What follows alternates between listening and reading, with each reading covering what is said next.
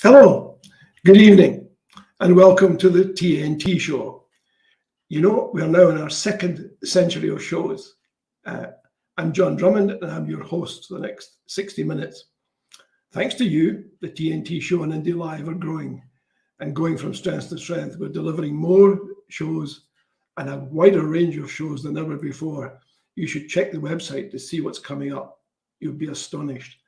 Now, you can watch TNT, this show on IndieLive.net. It's streamed out on YouTube, Facebook, and Twitter.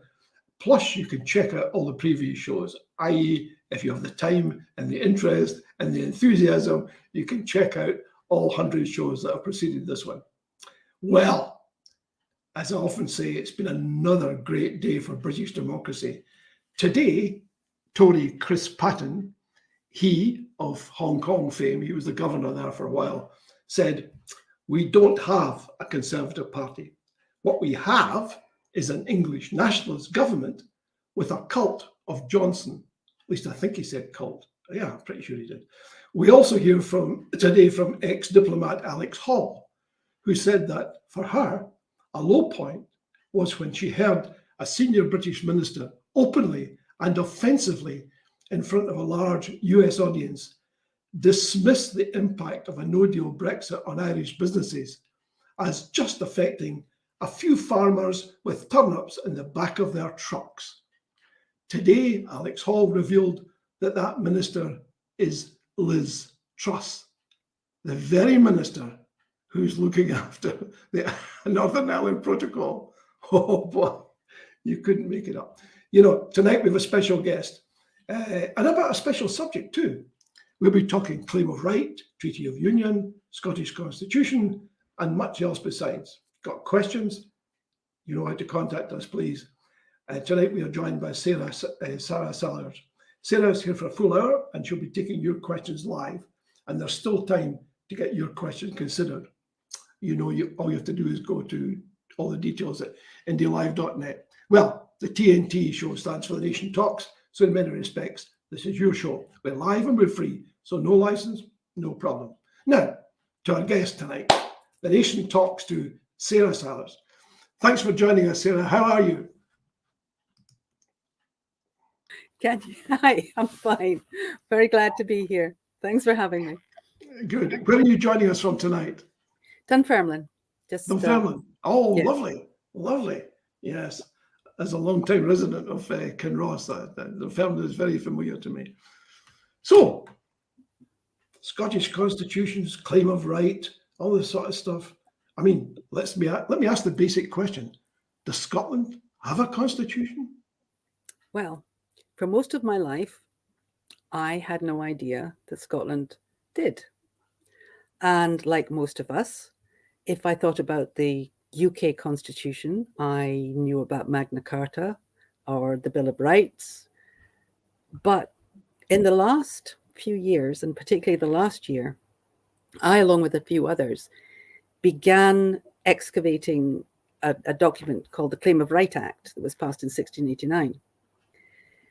And the short version is, when you examine the Claim of Right, which claims that Scotland has, quote, a fundamental constitution, you then start looking at the comparable documents in the English corpus and the comparable provisions to see, well, how do they get their constitution? What is this UK constitution that starts with Magna Carta, which happened in England and not in Scotland? And how do they put it together? And the first thing you find is that there are 5 countries in the world that have what's known as a written but uncodified constitution. What that means is that the constitution is contained in lots of different documents and lots of different arrangements and traditions and practices. And you have to be able to read those documents for 2 separate things. One, when it comes down to something like the Magna Carta or the English Bill of Rights or our Claim of Right or Declaration of Arbroath or Declaration of the Clergy, there's something that the authors want to do. They specifically want an outcome. And then there are principles on which they're legitimizing those actions. And what goes into a constitution are the principles. So Magna Carta has all kinds of bump in it. It's a headache to read, and it's all about the rights of the nobility. But including, by the way, some anti-Semitic stuff in there, which is really pretty horrible. But what it also has is this principle of limiting the power of a monarch in England, and that's what's remembered about Magna Carta. Now, there was a huge celebration for Magna Carta when it was 800 years old. We didn't have anything like that for the Declaration of the Clergy from 1310 or the Declaration of Arbroath. They make it clear that there isn't just a limit on the power of a monarch, that the power of the monarch is loaned, given by the people, and can be withdrawn. That's the first time you find it. You find there are multiple iterations of that in other Scottish documents, which I won't go into now. But the claim of right then actually codifies these. It actually writes it down. And it says, you know what, John, you have to look at it and look at it and look at it. But eventually, when you see it, you compare it back to all these other things that have been done in Scotland that support what it's saying, that this constitution existed. I have to tell you, it's absolutely beautiful. It's seen as a kind of anti-Catholic rant. In fact, what they were doing was trying to protect Scotland from the influence of Roman Catholicism, and that was for that time. And they wanted to get rid of a monarch. Okay. But I wanted to ask you about that because I'm concerned that the 1689 version, though I believe it was dropped in the 1989 edition of the Claim of Right, does make some rather startling contentions about the Protestant religion and safeguards for that. It absolutely does. But again, I would say, remember, when you're looking at constitutional documents, you look at effect, you look at context, and you look at principle. So if you take the English Bill of Rights, from which we get two very interesting constitutional arrangements, one is parliamentary privilege, and the other is the doctrine of parliamentary sovereignty, which was actually invented under the English Bill of Rights. It also goes on to say you can't have a Catholic MP in the House of Commons. You can't have no Catholic can be an MP, and the Claim of Right doesn't go that far. Interesting. Now we've got a clip of you talking about this, Kevin. If you could key it up, please. The clip with Sara. Where were you talking about this now? I was. It was an unplanned speech at the Alba conference where. Right. Okay, Kevin, if it's ready, why don't you run it? Now, we've been excavating that constitution, and in very short terms, what it says is, it is a crime in Scotland to claim that a parliament is sovereign over the people. It is a crime punishable by forfeiture of power. It is a crime to attack human rights. It is a crime to attack the right to protest in Scotland. It is a crime to give money to your pals. It is without parliamentary oversight. It is a crime to use the law to go after your political enemies.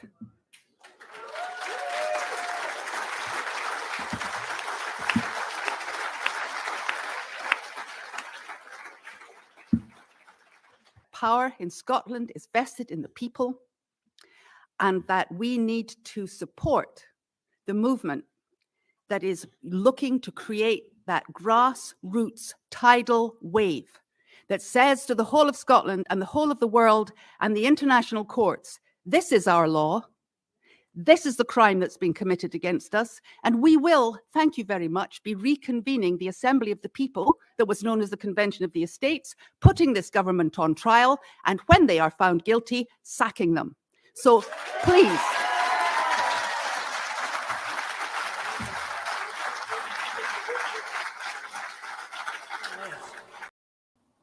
Well, that's interesting, isn't it? You almost get a round of applause when you say, let's sack the government. You get a bigger round of applause if you say, and let's off with their heads.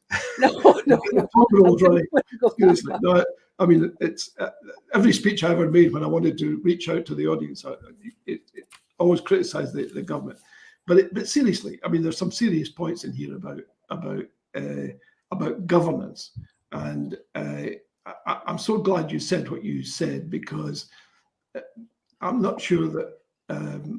Let me tell you what my experience has been here. I actually went to the Scottish Education grouping, spoke with some of the civil servants, the top civil servants, and said, look, I think we ought to have lessons at school on the Constitution in Scotland. This was many years ago. And they listened to me, I thought, thoughtfully. I was probably wrong in thinking that. And then subsequently wrote to me and said, we can't do that because it's political. I mean, I'd spent half an hour stressing the fact that it wasn't political, it was apolitical. It was about educating people how to protect their basic rights and why that protection was important. In the light of present day events, that was probably prescient. But anyway, talking about constitutions in Scottish schools at that time was deemed to be political and therefore unacceptable. This is a time, by the way, when we had a Scottish government. So this wasn't a whole bunch of sort of Labour apparatchiks saying, look, we're not going to do this. These were people who were reporting to SNP ministers. Anyway, that's where that ended.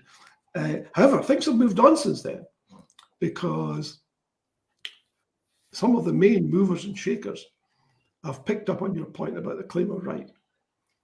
And let's take a little look at Ian Blackford, I think last week in the House of Commons, addressing this very point.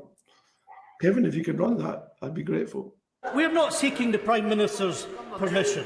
The only permission we need, the only permission we will ever need, is the democratic permission of the Scottish people. And let's not forget that it's the people of Scotland who hold sovereignty. And you might want to listen to this, because let's not forget the legal opinion in the case of McCormack versus the Crown at the Court of Session in 1953, when Lord Cooper stated that the principle of the unlimited sovereignty of Parliament is a distinctly English principle that has no counterpart in Scottish constitution. It is, Mr. Speaker, unquestionably the right of those in Scotland to determine their own future. Those rights were enshrined in the claim of right that was so instrumental in delivering our devolved Parliament, and is the case today as we seek to exercise our rights in an independence referendum. Let me remind the words to the Prime Minister of Parnell, who used to sit on these very benches. No man has the right to fix the boundary of the march of a nation. No man has the right to say to his country, thus far shalt go and no further. Mr. Speaker, time and time again, the people of Scotland have spoken, and they want a choice. The choice to choose our own future. They spoke in the last Holyrood election, and they spoke again last Thursday. And the longer that Scottish democracy speaks, the louder it will get. If the Conservatives want to stand in the way, if they want to try and deny democracy, then they should well be warned. Democracy will sweep them away, just as their party was swept away last week. I know. Powerful words. And clearly your comments at the conference had some impact. Or maybe this is something which Ian has been thinking about for some time. Either way, it makes no odds, because he's effectively echoing much of what you said. He didn't get round to talking about a constitution for Scotland, but he did endorse the claim of right, the sovereignty of the Scottish people, both of which you had remarked on. There is an interesting thing here, though. We have this odd situation, and I appreciate your help on teasing this one out, Sarah. On the one hand, the Scottish people are sovereign, but on the other hand, they have to operate at the beck and call of the Westminster government, and that includes Ian Blackford. How do you explain that? Right, well, okay. I'm not good at making this really short, but I will do my very, very best. They're not supposed to. It was never supposed to be that way. We had two incompatible constitutions at the time of the Treaty of Union. We had the doctrine of parliamentary sovereignty, which came into place when the power vested in the monarch was taken over by the English Parliament. And in Scotland, we had the doctrine of popular sovereignty, by which power is vested in the people and only loaned to government conditionally under a compact. It's a beautiful compact, by the way. It puts the common good at the heart of the objective of government.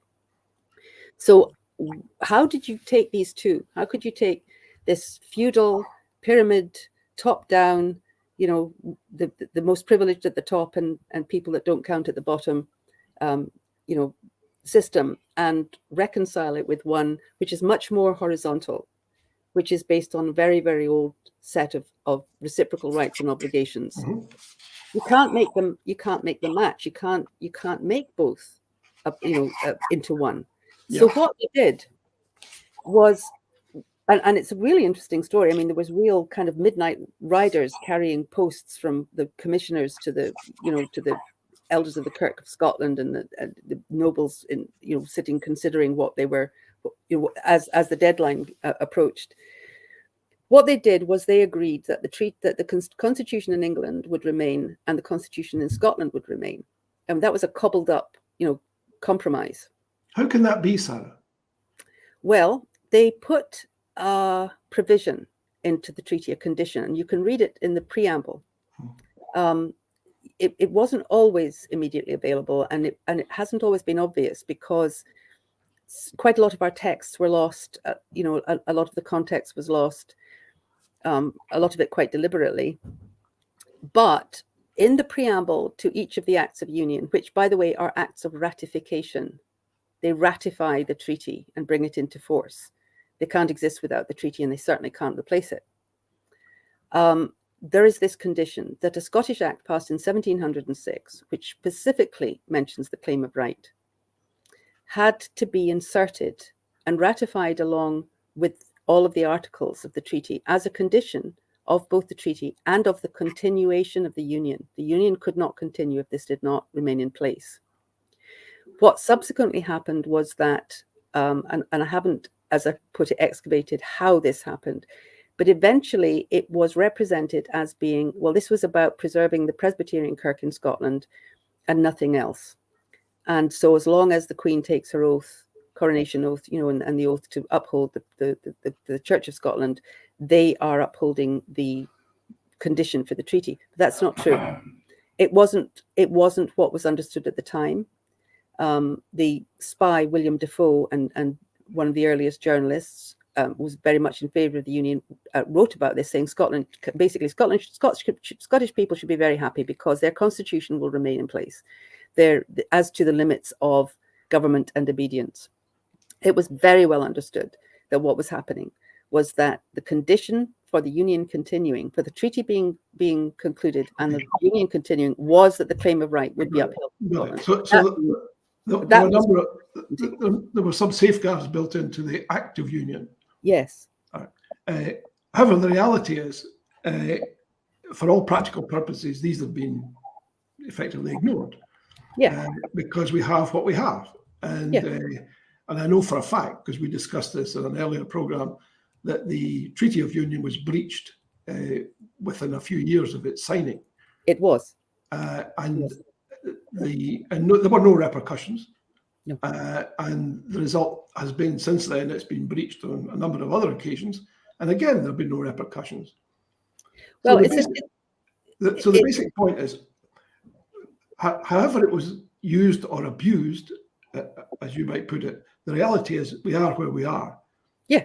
And where we are is this odd situation where there's a significant number of people in Scotland, including you and I, who would maintain that the Scottish people are sovereign.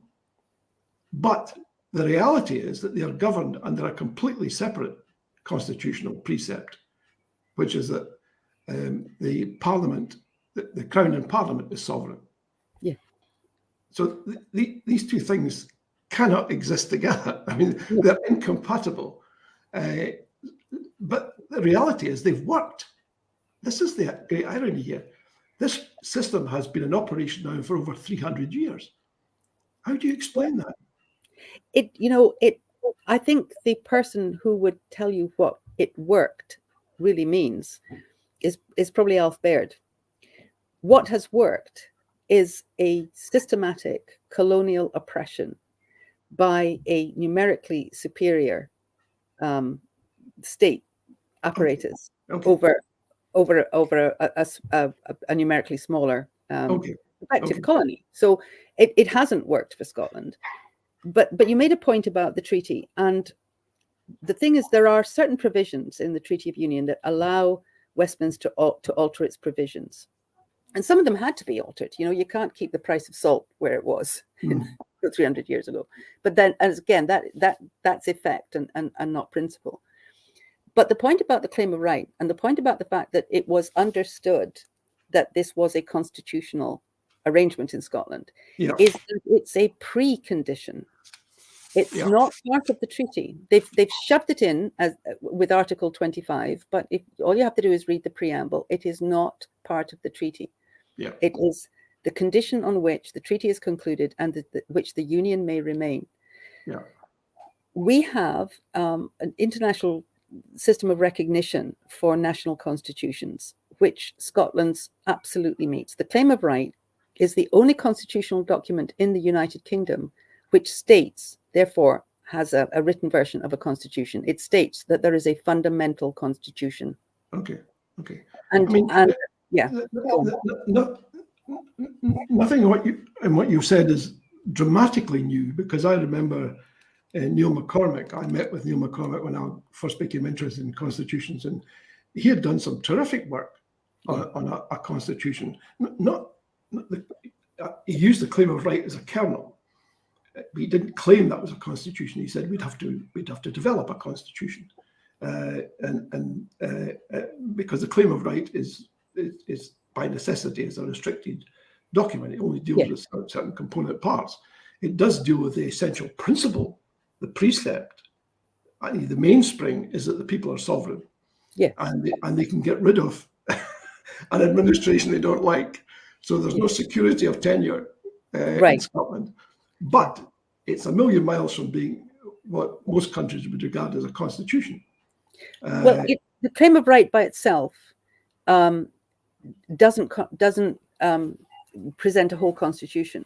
What it does is it states that there is one, that there are fundamental principles, and that there are things which cannot be done out with that. It also, because of the nature of the body that passed it, it also provides a route, if you like, to reestablishing that. Now, what we then have to do, and what I've been working on, I'm hoping other people will work on, is starting with the kernel, as you say, which is in the Claim of Right, and looking at all the other documents that expand and that fill in, so that you have this, like the notion of the common good. I mean, you're preaching to the choir. I'm a great believer in the Scottish Constitution. I've been trying to get one for years.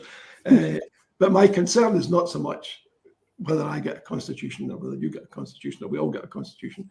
My larger concern is getting any constitution that's developed, acknowledged and recognised as such. Now, in fairness to the Scottish administration back in 2014, they did accept the idea of an interim constitution. They said in the Future of Scotland document that they put before the people at the referendum in 2014, they said, here is an interim constitution. It couldn't be a full constitution because constitutions need the endorsement of the people. You can't say the people are sovereign and then have one group of people produce a constitution and say, well, forget the sovereignty. We've done it and you don't have to bother your pretty little heads about it. So it had to be an interim constitution, which awaited the endorsement of the people after independence. And the reason that was there was because it's very dangerous to have an independence movement that's successful if there isn't already a constitution of some form in place, because it allows the executive to behave any way it wishes. And not, I suspect you and I would recognize that, but I suspect a lot of people in power right now would find that an unusual thing to hear, but it's a basic reality. If there are no rules, no constraints, and you become the executive, literally there are no constraints on you. So absolutely. Well, the thing is, I keep coming back to this, that even what we all, what we don't know about is what we already have. And for any country that has been colonized, part of healing is remembering who you are. Good point. You know, how did we get to where we Good are? point. How do we have these particular values that we think of as being Scottish, this kind of notion of equality and justice for all and so on. So when you look and see what is there, and you take the claim of right and you expand that kernel, you find this absolutely beautiful, long developed set of principles that are based on, as I said, reciprocal rights and obligations, that are based on the common good at the heart of things. They're based on, and not only that, on a set of checks and balances. Now, that is what gives us both a route towards independence, or certainly to self-determination. And not only that, but exactly what you're talking about, that as we take that route, so we build in the kind of constitutional provisions that look after the people, that really do mean that any government and any parliament can be called to account. And well, you know, again, you're preaching to the choir. I wrote a piece in the Sunday National at the weekend applauding the Norwegians for their Independence Day. It's not called Independence Day, it's called Constitution Day. May 17th, they celebrate the Constitution. I know that from personal experience because I went to Harriet University and I was surrounded by Norwegians. A quarter of the student population was from Norway. And it was astonishing for me to turn up at the university on May 17th to be surrounded by all these drunks at 8 o'clock in the morning, 9 o'clock in the morning. A bunch of people I thought were even more dour than the Scots, drunk as lords, because of a constitution. Yes, absolutely, because of a constitution, because there's nothing more powerful. You see, you know, and I will just keep saying this. I'm going to send it out when I'm happy with it, and I've had people with more poetry in their souls to go over it. But Scotland has, when you give parity to Scotland's documents and arrangements with those that are given to the English ones, Scotland has the most beautiful constitution, the most beautiful recognition of the value and the dignity and the equality of human beings. It's just remarkable. Yeah, no, it really is. I'm sure that all of that is the case. And I want to move us on because we've got a bunch of questions here, and many of them pertain to you say these things are all in place, blah, but the reality is at some stage you have to deal with what you're going to do as a result of having this. Yeah. Where do you go? And I mean, essentially, for me, it boils down to the basic question, which is there's a difference here between constitutional politics and constitutional law. Yes. And what we've been talking about is constitutional politics, i.e., we have these documents which are laudable. We feel they're superior to your documents, but we are being run under the aegis of your documents, and we want to replace those documents with our documents because they represent our values. They speak to our passions and our interests and our aims and our goals in a way that your documents just don't. Yeah. So that's it in a nutshell. Okay. The question is how you get to that point from where we are just now. Well, the lovely thing about history is that sometimes it turns out not to be such ancient history. The body that passed the claim of right was known as the Convention of the Estates, which in modern terms is the Assembly of the Communities of Scotland. It was not part of the Parliament. It developed entirely separately from the Parliament. Its history shows that it actually represented the lenders of power, the people, not the borrowers of power, the government. Yeah. When the Union took place, it was, by the way, not a standing body. It was called as necessary. That's really important. It was called when needed. When the Scottish Parliament dissolved itself, it had no authority to dissolve the Convention of the Estates. The Union doesn't touch on it. The treaty doesn't touch on that. And the provision, the condition of the Union is that the claim of right stays in force. The body that passed it was the Convention of the Estates, not the Parliament. That too remains. So in theory, Scotland has the protected right to recall the Convention of the Estates which acted as a tribunal in 1689, and it can be done in precisely the same way that it was done then. Let's just say, let's go with that, because that sounds interesting. Let's say that a bunch of people get together and they convince other folks there ought to be a convention of the estates to take a look at the Constitution and to derive a new constitution which embodies the sovereignty of the people and an independent Scotland. Why should anyone at Westminster pay the slightest heed to that? Well, what happens is you have, first of all, and it isn't just a bunch of people. First of all, you have to make sure that what you have. Sorry, let's just say it's the majority. Yeah. I didn't mean to use that term pejoratively. I meant to. That's the way it would be seen from London. But what the Convention of the Estates did, actually, that committee then, the convention then became the next Parliament. But what it would do is, in the absence of a legitimate, what it has to do is it has to actually have a hearing, exactly the way the Revolutionary Convention did, where it looks at whether the Constitution of Scotland and the provisions over popular sovereignty and so on have been violated. And the penalty for that is forfeiture of power. If that happens, and if that convention is strong enough, that is, it contains elected representatives from across the bodies of Scotland, it has people elected on a kind of jury system to it. It then has, in law, the authority to say, all right, this is now. I hear what you're saying. I hear what you're saying. It makes a lot of sense. But let me just tackle two practical points, if I may. One is, how do you obtain this representative group of people that can claim authority to speak on behalf of the entire Scottish population? Say for example, the Tories and the Lib Dems and Labour say we want no part of this. It's a separatist scheme. We regard it as a nonsense. I say this with some authority because I'm looking today at the number of local authorities in Scotland which have a majority of SNP members, but are going to be run as a unionist entity. So it looks to me as if folks like that, with that predisposition, are hugely unlikely to join any convention of the estates or whatever it's called. Yeah. So where would you get the authority from? Well, there's two things that have to be addressed.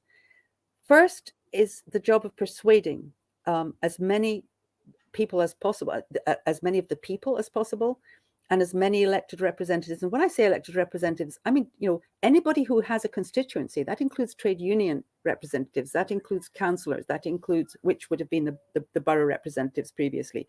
It includes MPs who are on board, or SMPs who are on board. But what you're convening isn't a parliament. It's a tribunal. And it's as if you're bringing charges, and you have to have a body with the authority to hear those charges and to consider what the implications are. Now, the two things work hand in hand. If you have the expressed will of the majority of people of Scotland, then you have the authority to convene. We interestingly still have an organisation which has the constitutional authority to trigger a convention of the estates, to recall it, not to dominate it or to run it, but to recall it. And that, believe it or not, is the Church of Scotland, because of its constitutional standing and the claim of right. So we have a trigger organisation, if it could be persuaded.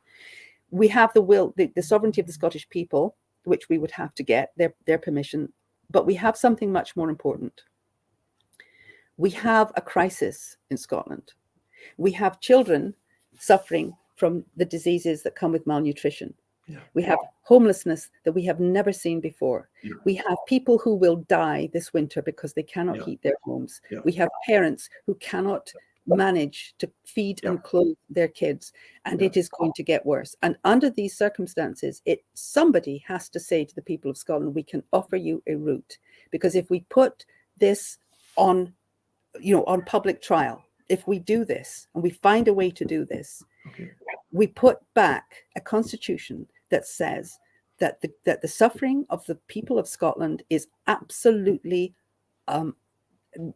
unacceptable for any government, that what has to be done is that we have to do something about this. So, we call the group Salvo for two reasons. the campaign Salvo. Salvo was an act offered by it was done by the Scottish Parliament from 1592, acknowledging the sovereignty of the people. Anything that they were doing that was in violation of civil rights and liberties or the common good could be challenged under Salvo, and that became a statute in 1663.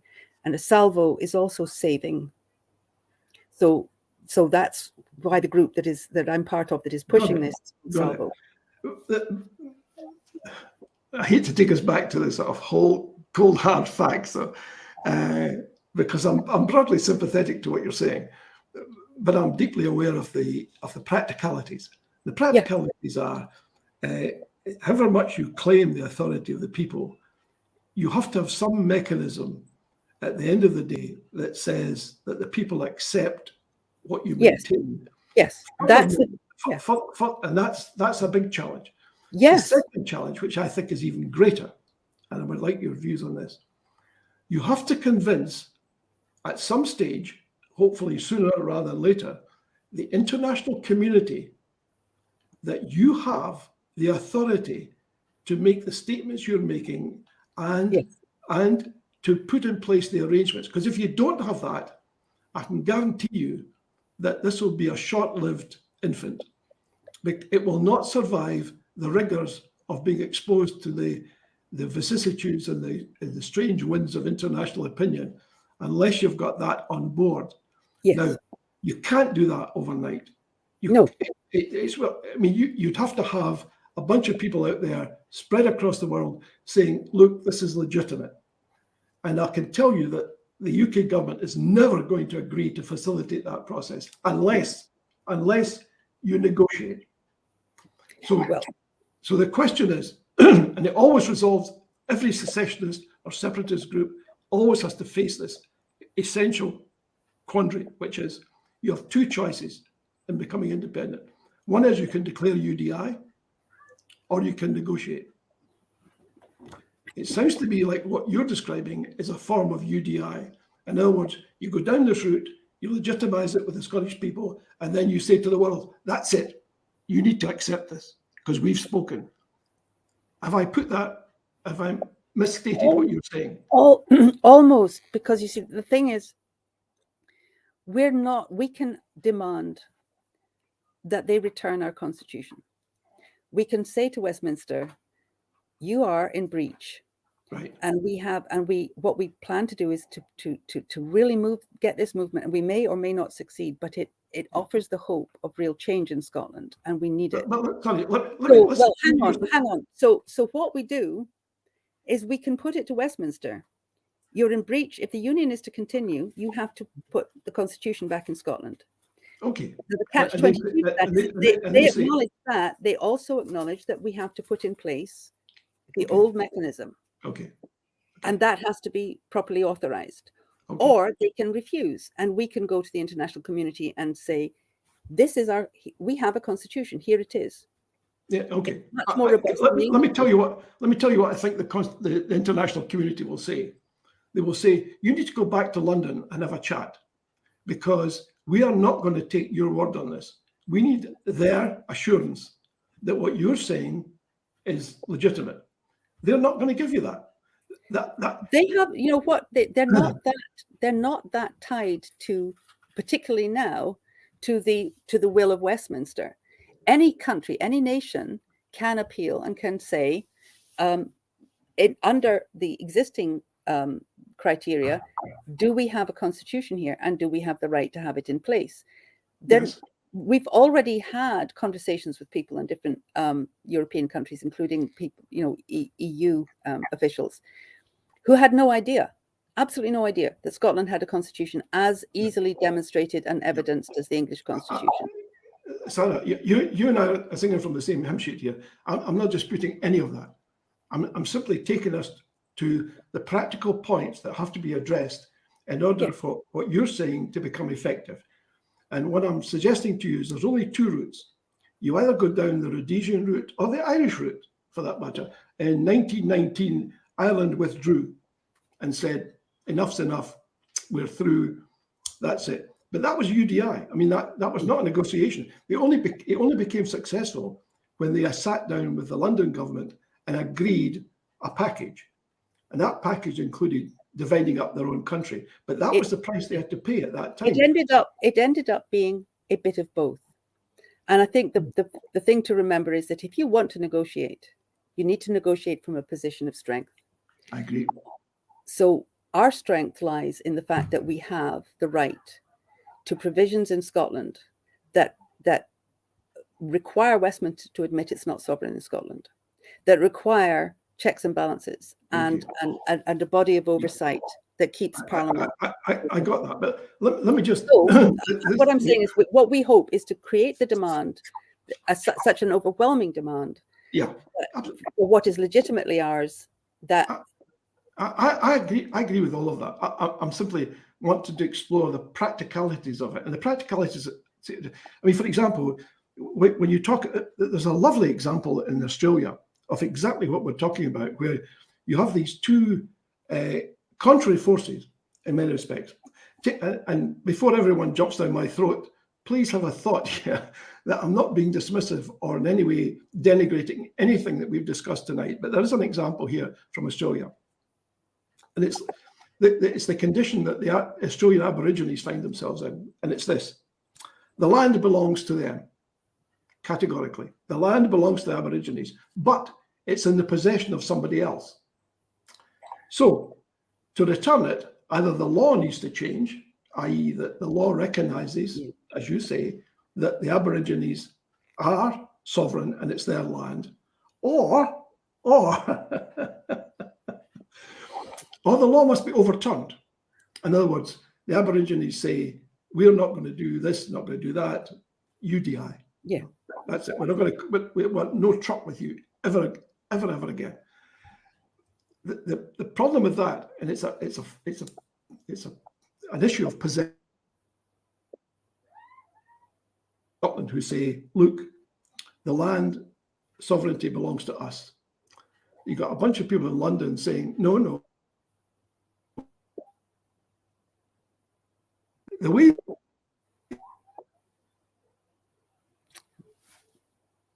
the best way forward, or you declare UDI. If you're going to try and work out the best way forward, that's what it likes to hear. It doesn't want hassle. It's got Ukraine on its mind. It's got the remains of COVID. It's got Russian expansionism. It's got a raft of things out there. The last thing it wants is a bunch of people who form a little part of a small island of the west of Europe saying, we want you to get involved in our... They're not going to do it. They will only do it, I suspect, if there is some major schism of some kind which forces them to pay attention. And we saw what happened in Ireland when that took place. Or they say, look, you're negotiating. We like that. And we'll support you in that negotiation, perhaps. Which way is it for you? What would you prefer to see happen? I think there is going to be negotiation, and people kind of play brinkmanship to the last minute. I don't think there's ever going to be any way where there isn't negotiation. However, I think that what we have to be prepared for is to, unless you're prepared to say we will go the whole way, that will not happen. Westminster is not, and people just need to get this, Westminster is not going to let go of Scotland. It is not going to happen. People don't give up. Power doesn't give up power until it's forced to. So if we have to push it all the way to what is effectively UDI, then that's what we'll have to do. But you can be absolutely guaranteed that if it gets to that point, they will sit down and they will negotiate. They'll have to. We'll have to. You know, there's no question about that. But there is no path that Westminster puts in front of this, Scotland or its government, that is actually going to lead to them giving up the resources of Scotland, its water, its offshore energy, its oil fields, its exports, its contribution to the national debt. It's not going to do it unless we force it to. And I think we just have to get real. And what we do have is a route to do that. And the beautiful thing about that route is that it is an entirely democratic route. You're not talking about replacing the parliament. You're not talking about, you're not talking about a few people making, decisions for others. You're talking about bringing up what the law says in Scotland and applying it. And it's just that simple. Yeah, my concern is it's not simple. My concern is that it appears simple, but it ain't. And the reason I think that is because I have to look at if you're negotiating anything, the best way to negotiate is to put yourself in the position of the other guy or the other woman and say, what is it they want? Because if I can figure out what they want, then I can put in place something that might appeal to them, which will allow me to have what I want. It's negotiation 101. So I'll put that question back to you. What do you think Westminster wants? I'll tell you what Westminster, I think, will say. First of all, they'll say, we don't want any truck with any of this. But the fact that they're around the table would suggest otherwise, because they're not going to get around the table unless they feel that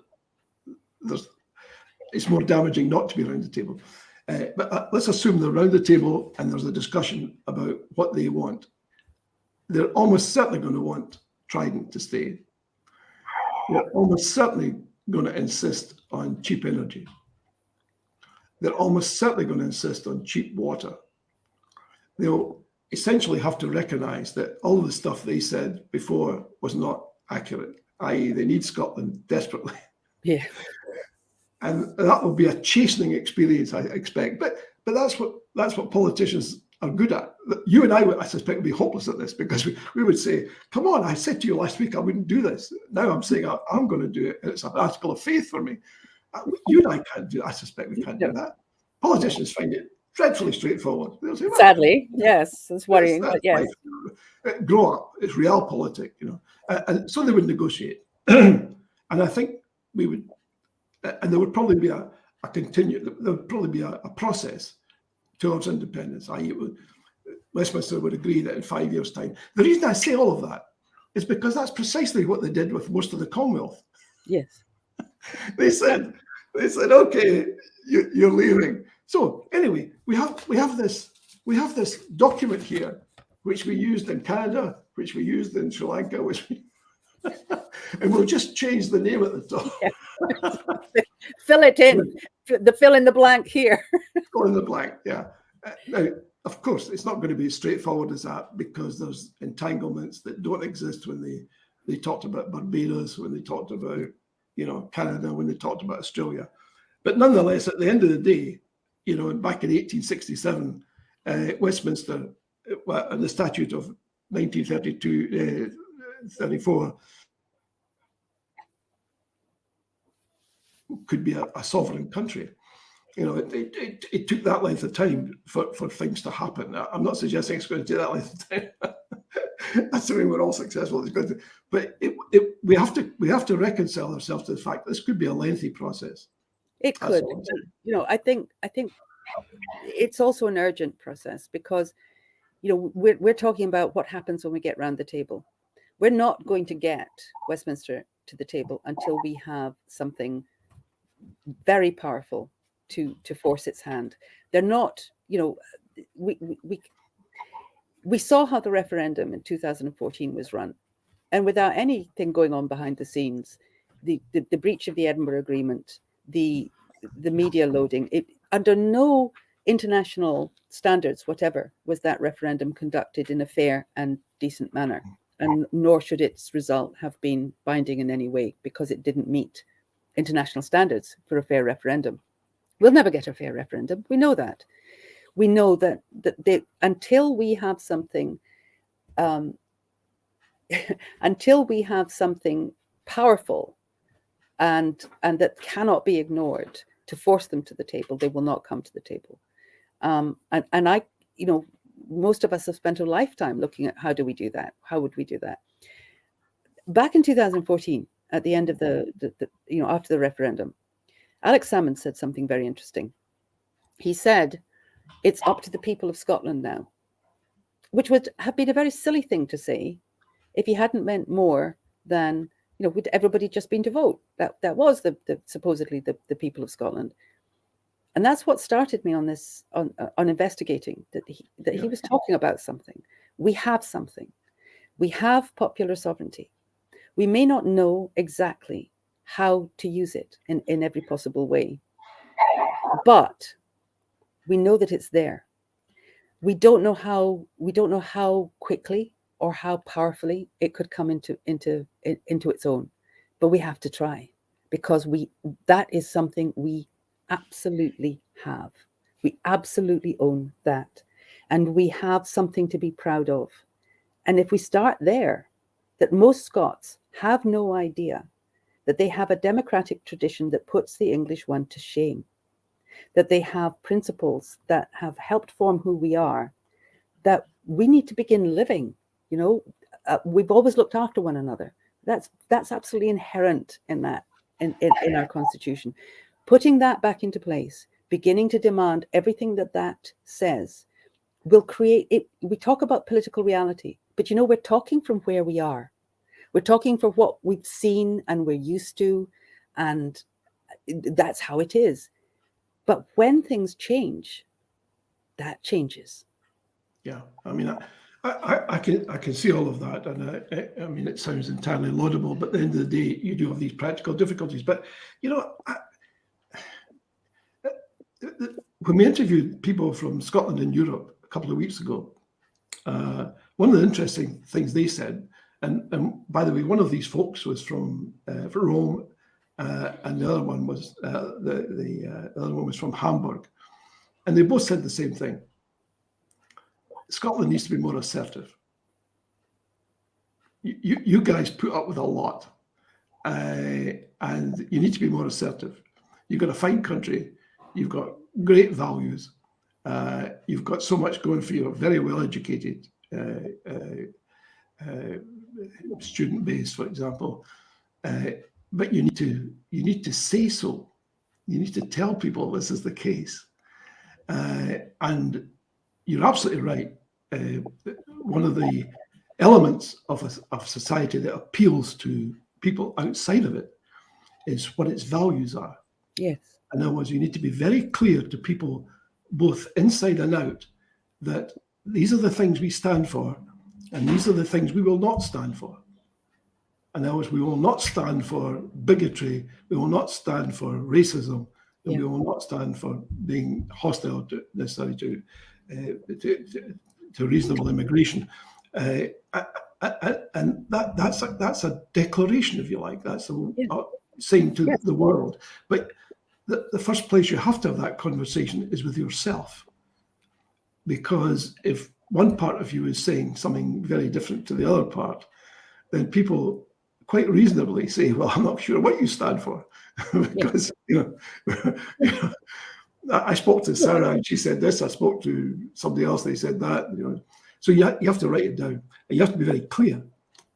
Which is where having a constitution that we can look at comes in. Now, that wouldn't be a constitution for, if we had independence tomorrow, the old constitution that is there in all of those documents wouldn't be, that would be it. But we can take it now, we can take it back and give it to people. We can say, this is Scotland's constitution. Yeah. We can begin learning what that is, demanding that, and building from that. And that's I agree with that. I agree with that. What I don't agree with is I don't think you have a constitution. You're on the way, but there needs to be something more. I mean, no doubt. Hold on a minute. We have absolutely got as much of a constitution as England has. I'm sorry. And Canada and Israel and the other two countries absolutely do. You've set a very low bar here, I'm afraid. No. It is a low bar, but let me tell you, when you see it, I'll send it to you. I'll give you a preview. It really is extraordinary how much. By all means, do that. I mean, there's already a document around. It's in the Scotland's Future, which Alex Salmon put together back in 2014. And anyone who's looking for an interim constitution, it's there. It needs updated, no doubt, I'm sure by now, because the passage of time. But it's not as if the Scottish government didn't go in they didn't go in with a blank sheet of paper in 2014. They said to people, "This is what we stand for." You know, it's elementary, frankly, and you need to do it. We're almost running out of time here. We've got about 4 or 5 minutes left, Sarah. Is there anything that you would like to talk about that we haven't dealt with up until now? I think the big thing is that we need to remember that we are not familiar with our own history. We're not familiar with our own constitutional development. Yeah. We're not familiar with the idea that we have had. We all know the English Constitution. We don't know how we know it. It's called the UK Constitution now, but we've absorbed it sort of by osmosis. We need to absorb our own. It changes everything. And we need to remember that the whole notion of what we call political reality, that whole landscape can change in a heartbeat. Remember the labor movement. Remember the suffrage movement. There have been so many big changes in the whole way that we see the world, and we look back from there and we say, how did we ever see it any differently? You know, so we're a hurt nation. We've had our history and our character and our constitution, and all wiped from memory. We start here, and there's no telling where we can go if we remember that this is the road we're on, the road back to sovereignty, the road back to a compassionate, caring Scotland in which government is at the service of the people, directly answerable to the people, and where the welfare, the good, the interests of the people are the sole, or at least almost the sole object of government. Yeah. That's where we're going. We can do this. Yeah. But I'm construing what you're saying, that you rule out one of the options that I posited earlier, which is that UDI. You're not interested in UDI. You want to negotiate settlement. To be honest, at the moment, we call ourselves Salvo because our people, our country needs saving. And whatever means we need to use peacefully to save our people, we need to take. Yeah. Well, my suggestion, for what it's worth, is that at some early stage, you look at the whole UDI thing and how well or unwell it's worked elsewhere, and come to a conclusion on that, because I have to tell you that however laborious it is and however tedious it is, it's far better to take people with you than otherwise. That's the only counsel I would offer, particularly if you're looking for something which is going to be permanent, long-standing, stable, because whatever happens, we have to have an arrangement, a deal, if you like. We do. There's no doubt. With the other nations and countries in these islands, this archipelago, and we need to do that. Yeah, you're right. I just think we need to get into a position of such strength that when we come to negotiate, we're negotiating from that position.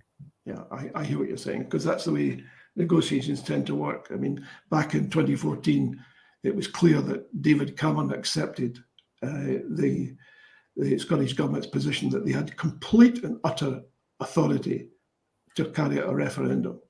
The thing though about referendums in the UK is that none of them are binding. They are purely a voluntary.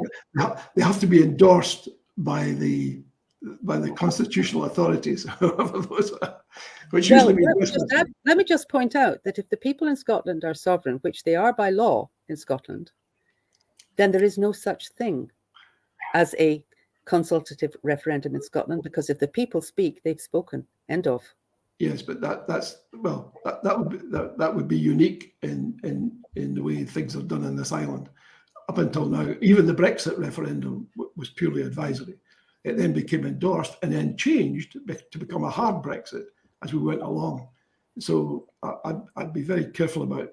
No, I'm simply telling you, the law states that the people are sovereign over their government, and the government answers to the people in Scotland, which means that in law, de jure, if not de facto, Scotland is not supposed to be pulled out of Brexit. Europe. You have to convince the possessors that is acceptable. That's the difficulty. That's the challenge. Terrific. It's been super, Sarah. I'm very grateful to you.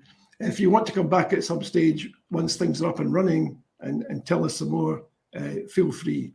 I'd love to. Thank you. Yeah, it's been really great. Thank you again, and I appreciate it. If you can stick around for a few minutes afterwards, I'd be very grateful. I'm just going to make a few concluding remarks now, and just bring things to a close. Well, that's it. Our time is almost up. Big thanks to Sara, and a big thanks to all of you for joining us tonight. I hope you've enjoyed this TNT show. As ever, we have a formidable list of guests lined up for future shows. As you know, this is a place for the big hitters. I hope you enjoyed tonight's discussion. I think Sara's been doing an enormous amount of work there, and it's right and appropriate you tap into what she's saying, because there's a wealth of information there. And remember the India Live What's On guide, you can always find it. The TNT show will be back next week at the same time, when we'll be talking to Anthony Barnett, who heads up Open Democracy and is closely involved with Scotland and Europe. And you may recall we spoke to two people from Scotland and Europe a couple of weeks ago. As always, as you'll see on the screen, a reminder to look out for Elliot Bulmer's column in the Sunday National this weekend. We'll be talking about Scotland as a sea power. Hey, when did you ever hear that said before? Well, British democracy at work. Many of you are exercised by Scotland, BBC Scotland's decision to largely ignore the First Minister's Baroness Moan and her husband. Take a look at my Sunday National column of November 28 last year to hear what I think and why I think this happens. Oh, and a special invitation to James Cook at the BBC. Hi, James. I repeat the offer to the new BBC's new Scotland editor. Come on the show. Don't be afraid. We don't bite, as you can see. It's a straightforward discussion. Also, how can you be Scotland's editor while ignoring a show that in some measures gets a bigger audience than GB News? To all of you for watching tonight, thank you. Stay safe, take care, look after yourselves. Good night.